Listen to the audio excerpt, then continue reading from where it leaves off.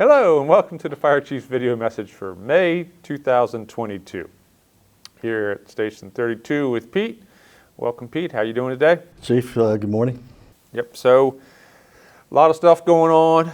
We are going to be talking about some budgets, some apparatus, some EMS awards, a bunch of active calls occurring, some losses within the fire service. So a lot of stuff to cover this week. So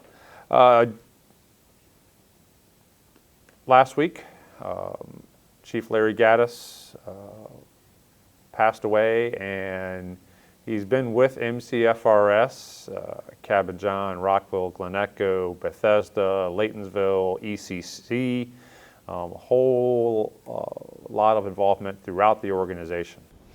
Of course, I met Larry in College Park when he was over there for a short time. Of course, I was a little kid, but yeah, so that was a tremendous loss, but obviously he's been around and had a huge impact on the fire service here in Montgomery County. Absolutely. You know, started as a junior member, I think it was 1960, then served in the military, then came back and throughout a great number of assignments, career and volunteer throughout the county. Great collector of fire department memorabilia, apparatus, both his Anderson Avenue and Anderson Street home and station, followed by the Stony Creek home and station. So, and he certainly liked his lights, didn't he? He liked his lights and his federal queue. Yes, he did. Yeah, he'll be missed. He will indeed. So this week we had the opportunity to gather on Monday, Tuesday, and Wednesday for EMS Provider of the Month awards, Everyday Hero awards. Let's talk to me about that. Yeah, you know, maybe we get blinded by the light sometimes, but you know, this happens each and every day. But it was really cool to bring everybody together. Dozens of first responders, A shift, B shift, C shift folks over 3 days came together at headquarters, and you were able to, and others were able to present some awards. But you know, the really cool thing about it was there were a number of survivors Indeed. And citizen bystanders, or everyday heroes we call them, that were participating in that event. And it's great that these events occur and that our coworkers, our members take time to write it up, send it up. Because as the station alerting here at 32 has gone off a couple times before we started taping, we are responding to call after call after call. And all of these calls are routine in most of our eyes. And that call, while it may be routine to us, because you know that you all are seasoned, experienced, been here for more than a minute, that is an emergency for the most part to the person who's having that problem.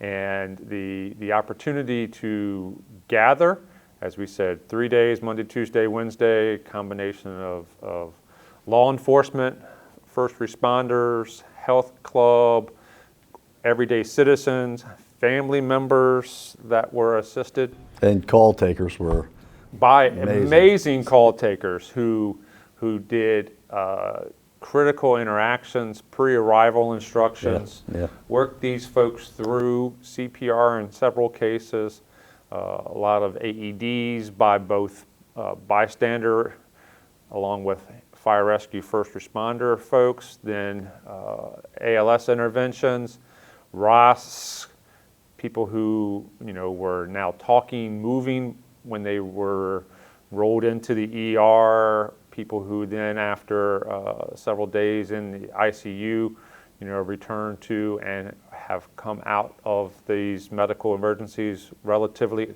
with no lasting impacts and loss and deficits. But to see them reunited with the voice on the phone, with the call taker, to see them reunited with some of the responders that they had not yet had a chance to see or meet. And these events spanned through 21 and the first part of 22 now. So a great number of events, and some of those videos were provided as those people live far, far away who were in this area visiting. But there were many of those folks with their loved ones who were at the PSHQ. So a great event for FAR. Yeah, it was for sure. And you and I live it every day, and we watch and hear these people working but to bring it full circle and, like you said, hear the 911 call takers and the amazing work that they do, and the bystanders, jumping into action, and then, of course, the great work of our folks that we learn to expect. But just a bunch of great stories, great work. And this could not have occurred without the hard work by the folks behind the scenes in EMIHS. So Megan and everybody else in the section who takes these reports, takes these injects, pulls that together, reaches out, contacts the family members, the law enforcement officers, the bystanders. Bringing those all together is a lot of effort, and my appreciation and my hat goes off to the team that put those events together. And it may be Chief Friedman's last hurrah, right? He's getting ready to retire. He is, and we're talking about staff changes. That communications went out the other day. Both Chief Pete Friedman and Chief Kelvin Thomas are leaving MCFRS within about 30 days of each other here pretty soon. Pete with about 35 years, Kelvin with about 34 years. That's going to create some adjustments. Promoted Assistant Chief Dan Ogren will be moving into the EMIHS position from his Special Ops Hazmat Battalion position. So congratulations to Dan on that move and promotion. With Kelvin's move, Battalion Chief Raphael Gibson will be going to the Academy to be part of that team with Chief Sanford and all of the folks at the Academy. So Raphael's moving up from Battalion 4A into the Academy spot. Battalion 2A, which is Chief Ivan Browning, is going to move and take Dan's spot in the Special Operations Hazmat Battalion position. So a little bit of shuffling here going on in the June/July timeframe in the next couple of weeks, but great congratulations to long careers with Pete and Kelvin, and the upcoming impact that Dan, Raphael, or Gibby, and Ivan will make in their new assignments. Yep, and there's been a lot of movement and retirements otherwise, and certainly a lot of other promotions, lieutenants, captains, and battalion chiefs, and so forth. So good stuff, good opportunities for everybody. Yep, and we were at County Council this week. We're going to know more next week on the 19th, and we're going to know more the week after, about the 25th or 26th of May, what the final parts of the FY23 budget are or will be. There's about 34 new positions in the budget, which we've talked about. We'll be back here giving a much more detailed and specific implementation plan on that upcoming, but there's a lot of movement as RC50 is rolling down towards the end of their process, and the people for RC51 are finishing up through CPAT, but there's a lot of activity going on at the Academy as always, and moving forward as we get these new positions for 23 and see how more chase cars, EMS supervisor, MIH positions, as well as civilian professional staff at Fleet and EMS logistics, a lot of good stuff. And of course, RC is recruit class 50 and 51 are those that have yet to start, and they're in the process, so exciting. Yep. So it seems like every day we're getting a diverse set of calls, some things that you would rarely see or once in a blue moon would see. We've seen off-road ATV motorcycle accidents involving pretty significant injury. We are seeing, car crashes, MCI events where the folks within MCFRS are showing and shining their capabilities of assisting. So my hat's off to everybody in these events, and it's part of our being ready. It's part of our being able to react to the station alerting or when that bell goes off, and taking the right steps to help the people at the right time. And as you know, we have the right resources in place. There was just recently the boss talk or command post talk about the fire and explosion over on Littonsville Road. the tremendous amount of resources that were brought in for that incident, and the fact that we were able to handle everything else throughout the county, which we knew.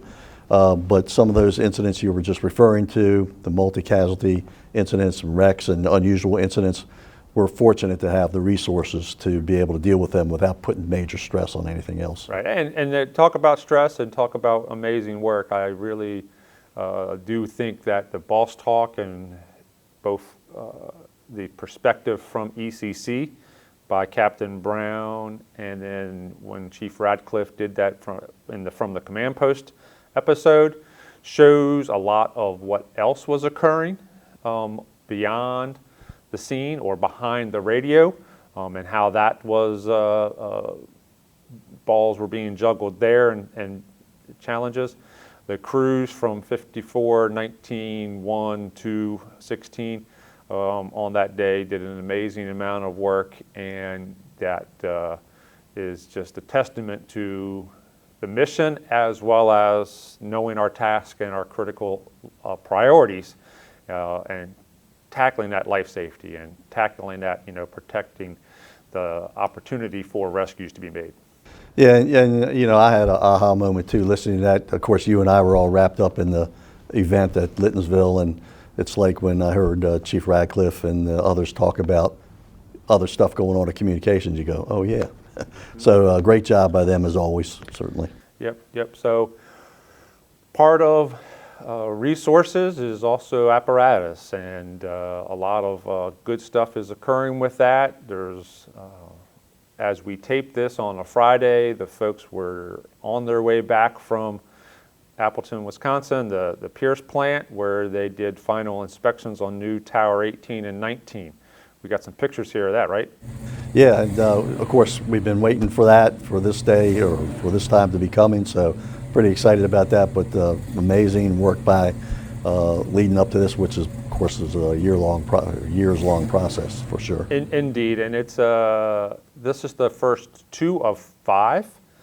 This was the order of 2, the other order of 3 to make the cumulative of 5. The final for those other 3 is scheduled for the first part of September. So 18 and 19 were inspected, as we said, this week. They'll probably be in Wisconsin for another week, maybe a little bit more, and then to the local dealer, and then to us. So these are ascendant, mid-mount towers from Pierce with with the TAC 3 all steer. So it should be a very impressive and very maneuverable truck. Looking forward to seeing those here and adding them to the fleet after the 5 TDAs have now all been put in service and out on the street. Yeah, certainly we've been looking forward to it, and it's almost a reality. Yep. So there's still work ongoing with the rescue squads. They were down at the dealer about a week and a half ago doing the final tool placement on the squads. That's taken more than a minute and really been a struggle, but the group is still at it, pushing along, and I appreciate their dedication and keeping at it. We'll get them out there, and then the 3 rescue squads will be on the street. A lot of other vehicles in the works right now, but a lot of work at the South Lawn campus in the fleet. And don't lose sight of all the new apparatus that we've gotten in the recent past and continue to get. So certainly there's a lot of hard work by those that have to finance those and budget for those and account for those, and then build them from specifications, so on and so forth. A lot of work over a number of years. And it's a challenge with the, quote, global supply chain issues. Aerials now seem to be a 2-year lead time. It had been basically a year lead time from the time you placed your order to the time you saw it in Pierce's case rolling off the blue floor.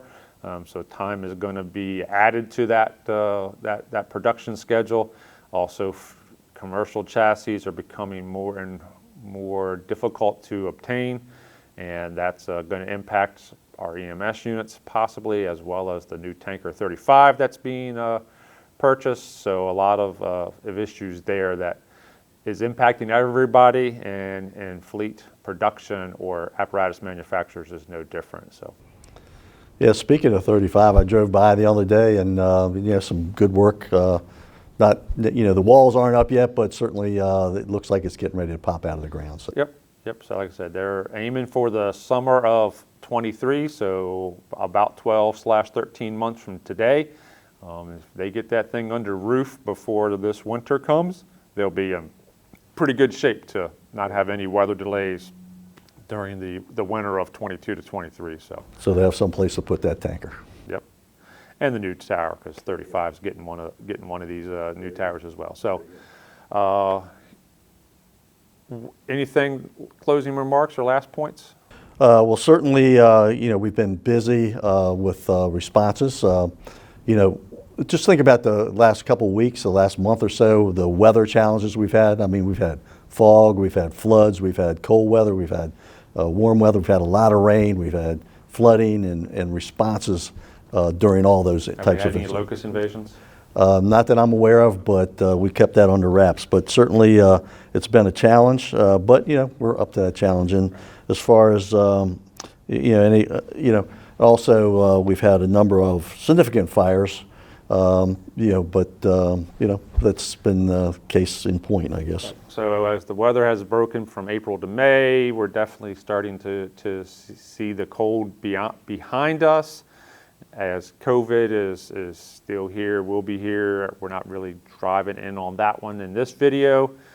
But as you talked about, the call outreach is occurring, and that's on outreach. Community engagement activity request is returning, which is great. Our partners out there in the communities, be them joining up with the police, joining up with human rights, or daycares, or educational organizations. A lot of requests that are being fielded by the station folks, units going out there for community engagement, school visits. Excellent.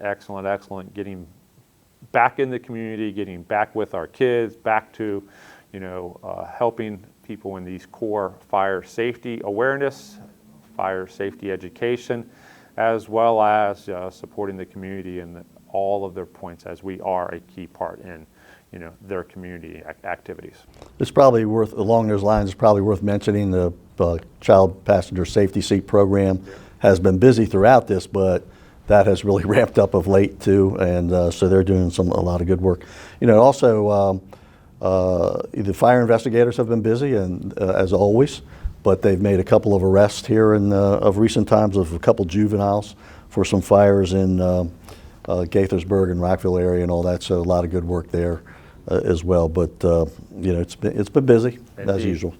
So as we wrap up this month and work on it, we're going to say, watch out for those hazy, hot, and humid days, because what was the cold of winter will soon be the hot and humid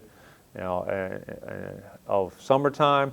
So again, take that time, take that opportunity as a shift, as a company, as a multi-station drill. Get out there and enjoy the weather, pound the pavement, do building familiarizations, looking at new constructions, being aware of the complexes. Enjoy the time, engage with the community, and be ready for the next call, be it the first call of the day or the 30th call of the day. So as we wrap up May, take care, be safe. Until next time.